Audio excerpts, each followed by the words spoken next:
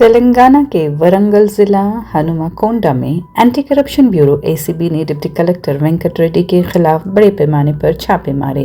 ACB हुक्काम ने मंचिरेउला में वाक़ उनकी रिहाइशगाह के अलावा रियासत के मुख्तलिफ मकामात पर बैक वक्त तलाशी कार्रवाइयाँ अंजाम दी। ये कार्रवाई गुज़िश्ता माह दर्ज एक मुकदमे के सिलसिले में की गई, जिसमें डिप्टी कलेक्टर वेंकट रेड्डी को एक निजी स्कूल के इजाज़तनामे की मंजूरी के बदले 60,000 रुपये रिश्वत लेते हुए रंगे हाथों गिरफ्तार किया गया था। गिरफ्तारी के बाद इब्तदाई तहकीकात में उनके पास आमदनी से कहीं ज़्यादा असासों के सबूत मिले। एसीबी की तलाश के दौरान हुक्काम ने तकरीबन 30 लाख रुपये नकद रकम, कीमती सामान और जायदाद से मुताल्लिक़ अहम दस्तावेज़ जब्त किए। जब्त शुदा दस्तावेज़ में बैंक खाते, जायदाद और सरमायाकारी से मुताल्लिक़ रिकॉर्ड शामिल हैं, जिनकी जाँच हो रही है।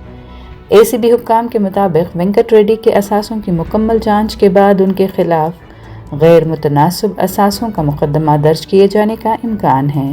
रिश्वत के मामले के सामने आने के बाद हुकूमत ने उन्हें पहले ही मुअत्तल कर दिया है, जबकि मज़ीद कानूनी कार्रवाइयाँ जारी हैं।